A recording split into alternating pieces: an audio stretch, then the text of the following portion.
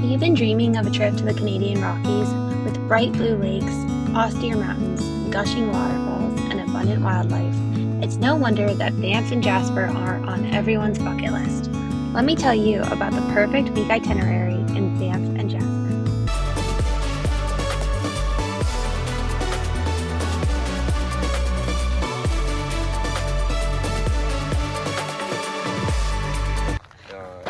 My cousin's here, and her boyfriend, and we are in Banff area.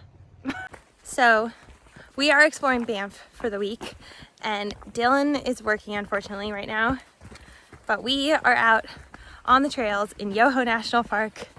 We already saw a bear today, and hopefully we won't see any on the trails, but it is really hot, really nice out. And it's early June, it's like 80 degrees. Day one, we started in Yoho National Park.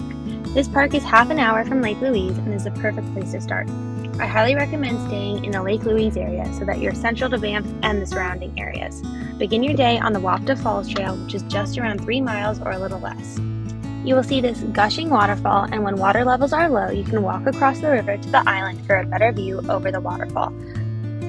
All right, well, this is when research is important.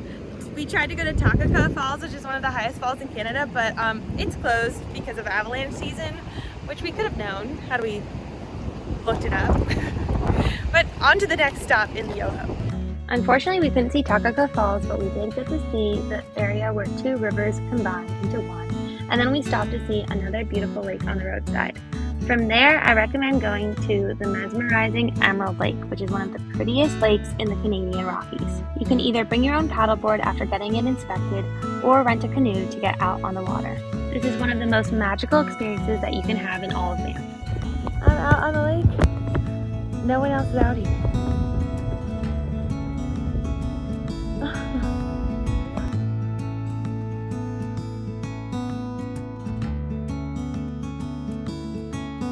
This is seriously like crazy. I have this lake all to myself. No one else is on it. This is a surreal experience.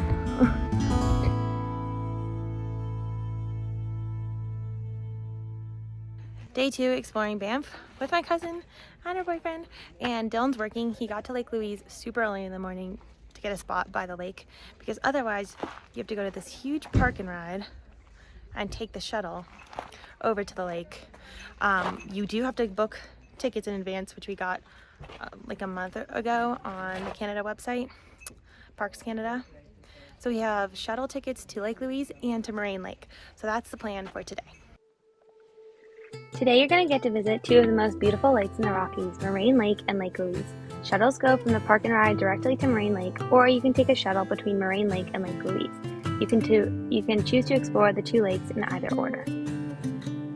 After getting off the shuttle at Moraine Lake, you can do the very short 3/4 mile walk up to the rock pile. This is where you will get the best views over the lake. It's a great spot to take photos and just enjoy the scenery. From there, you can either do a long hike to Constellation Lakes, which I've done in the past but didn't get to do this time, or you can rent a canoe to take out on the lake. You can also bring your own paddleboard, but you're going to need to get it inspected once again. The canoes are $140 for an hour, but let me tell you, it was worth every penny. We could not get over the bright blue watercolor and the views of the tall peaks ahead. The 3 of us had way too much fun. After you're satisfied with Moraine Lake, you can travel back to Lake Louise for another fantastic hike. There are a couple hikes you can do, but I recommend either the Big Beehive or Little Beehive Trail. Both of these trails are just over 6 miles, but you'll gain more elevation on Big Beehive Trail. Little Beehive starts out at Lake Louise shoreline and then climbs up into the forest. The first stop is the Lake Agnes Tea House, where you can get a hot cup of tea or a small bite to eat. You can also fill up your water at Lake Agnes because it's clean to drink.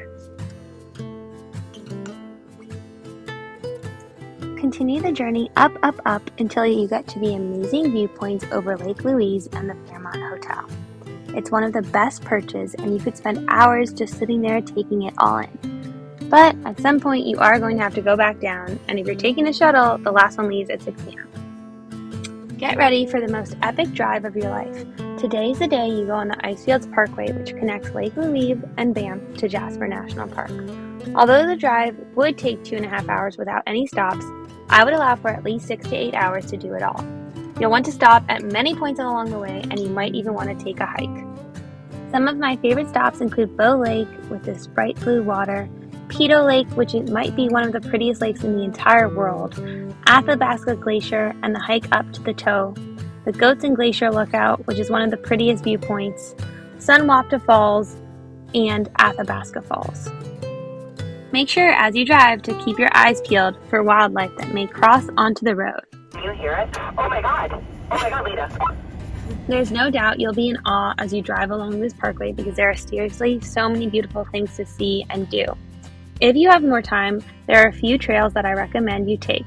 The first one that I have loved and done in the past is the 2-mile trail to Beauty Creek, which takes you to Stanley Falls. It's short, it's sweet, and it's one of the best trails I've ever gone on.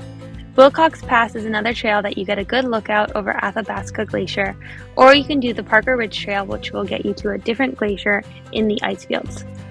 Finally, you'll arrive in Jasper, where I recommend staying in the park either by Pyramid Lake pictured here or by Lake Beaufort. We stayed at Pyramid Lake Lodge and it was fantastic. We got free yoga lessons on the docks, free paddling on the lake, and we had s'mores during the nighttime. It was the perfect location to access everything nearby. Settle in for the night and then spend the first day exploring the Moraine Lake area. Start by a short hike to Moraine Canyon, where water cuts through the canyon, creating beautiful waterfalls and amazing scenes. I recommend just going to the canyon and skipping out on the 2-mile loop. After you finish the hike, drive on Moraine Lake Road, looking out for wildlife along the way. We saw numerous black bears on this road, and it is not uncommon to see moose as well.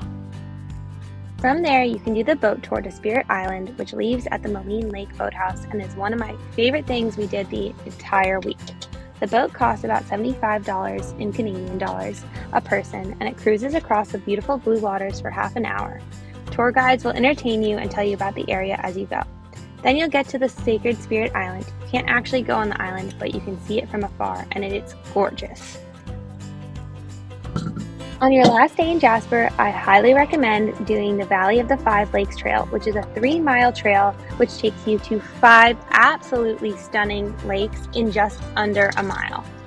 Each lake is a different color, and if it's sunny out, I highly recommend stopping for the day, having a picnic, and taking a dive in the really nice waters.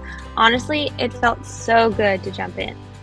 Spend the rest of the day relaxing by the water, or if you have extra time, I would go to Miette Hot Springs. Unfortunately, it was closed during our time there, but on my return, I'm going to make sure to go back.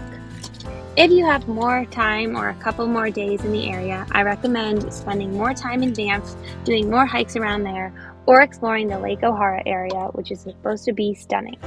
There's so much to see and do in the Canadian Rockies, and I can't wait to return again.